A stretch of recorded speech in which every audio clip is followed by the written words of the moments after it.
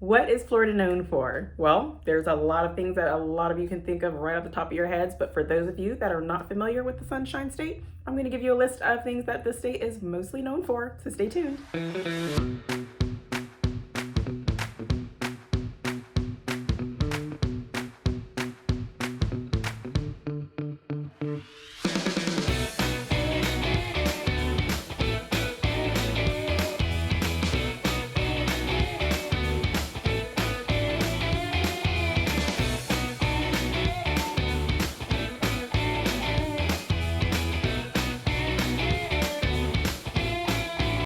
Hey everyone, I'm Stephanie Bueno with the Whittemore Group at LPT Realty. I am here covering the Destin-Fort Walton Beach area. If this is your first time to our channel, thank you so much for stopping on by. Don't forget to hit that subscribe button and tap on that little bell just so you're notified every time we do a new video so you don't miss out on all the information that we give you about this beautiful area.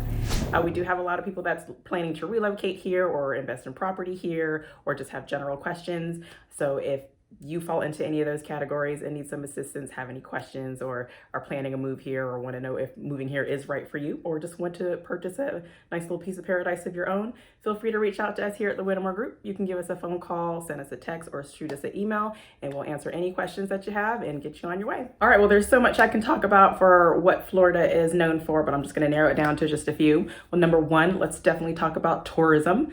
Florida is definitely a state on most people's list of places to visit.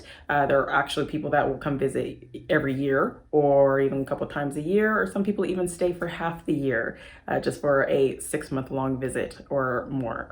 There's lots of things to do, places to go, things to see for people of all ages. So there's places that are great for families that have smaller children or teenagers, great places to visit for college buddies that are coming for a fun getaway. Now, there's a lot of great colleges in Florida as well. So if you're not already a student here, you may end up you might even decide switching schools once you come to Florida. That's how awesome it is.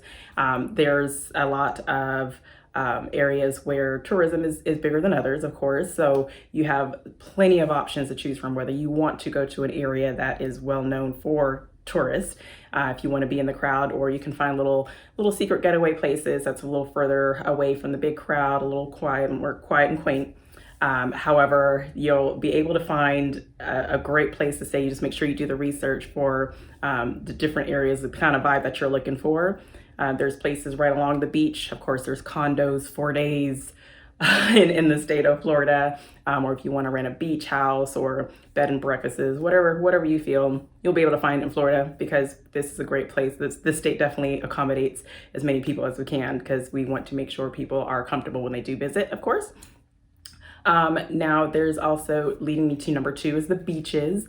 A lot of people know how beautiful the beaches are out in Florida, and you really just can't get away from it too, because it's a peninsula. So you are surrounded by the Gulf of Mexico and the Atlantic Ocean.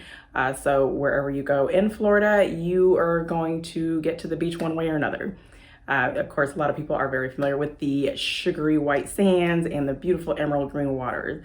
I mean, it kind of feels like, it's the Bahamas, but still within the United States, and you don't have to really leave the country or take a cruise out somewhere to be able to enjoy relaxing days out on the beach, because it really is beautiful, especially up here in the Panhandle.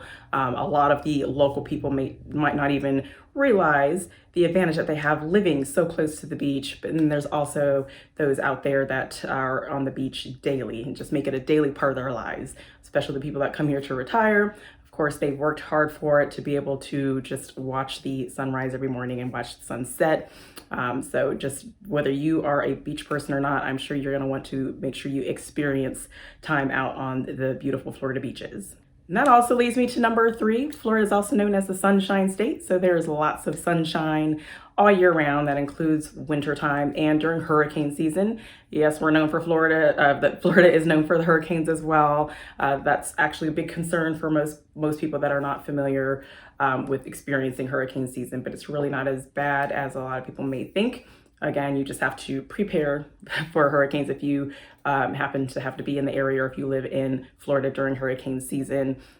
You just either have to be prepared to bunker down or be prepared to evacuate. Now, the hurricane season, it's from I believe it's June 1st through November 30th. But even throughout that time frame, we still have lots of sunshine. And again, like I mentioned, there's also lots of sunshine in the winter season. It's not as cold, of course, as it is up north during the wintertime. We do have chillier days where it might drop down to the 20s, but that's just brief, maybe a couple of days at a time. But it's not like an entire winter season where we have to break out our big coats and our knit hats and gloves or anything like that. So there's still a lot of people that come to visit even during the winter and enjoy the beaches, even in November, December, January timeframe. Number 4, of course, there's Disney World. Everyone knows about Disney World and beautiful Magic Kingdom and Mickey and Minnie and the crew. Disney World is a great place to visit for all occasions, whether if it's for a birthday or a vacation, anniversary, family reunion. There's just different times of the year that you can just plan a trip to Disney World. I mean, it's just all year round fun. There's also just, if it's your birthday, it just doesn't even matter how old you're going to turn, whether you're turning 5, 16, 21, or 50, it's still going to be magical. There's just no getting away from that. Which also leads me to number 5. You cannot go to visit Disney area and not see Universal Studios. Take a visit there. Of course, there's movie themed rides out there. I personally haven't only been there one time. And that was, I believe, my senior year. It was a senior trip out to Universal Studios. So we kind of stayed there overnight where they shut the park down for these students. So that was tons of fun. So definitely if you're in the Orlando area, you want to check out Disney and Universal Studios. Everybody knows those are the most popular theme parks in Florida. Now that I'm thinking about it, there's actually another place to visit in the Orlando area, which is number 6, SeaWorld.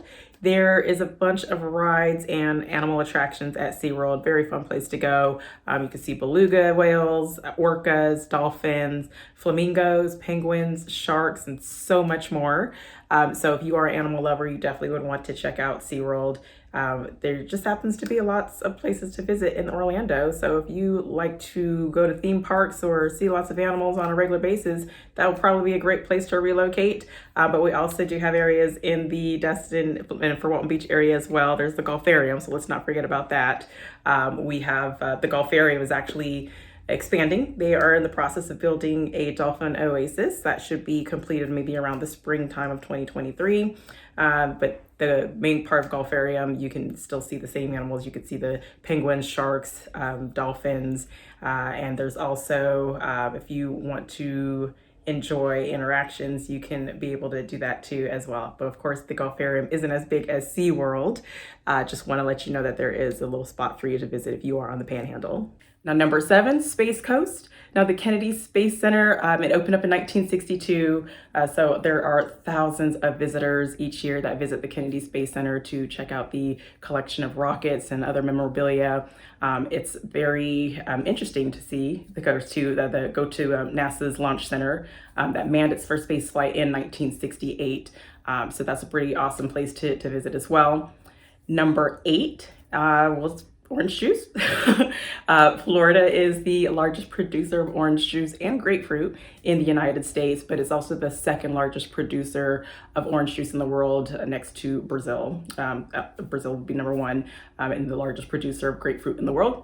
It's also a huge citrus industry that employs more than 76,000 people.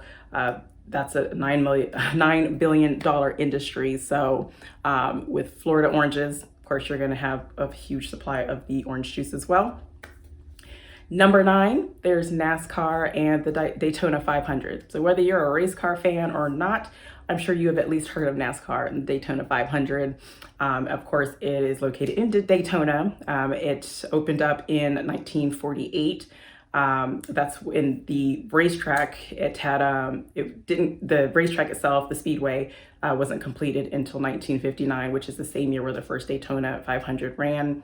But it's huge fun for especially the kids that love little kids that like to see cars. Of course, that's a great start to get them kicked off and let them see the Daytona 500 race.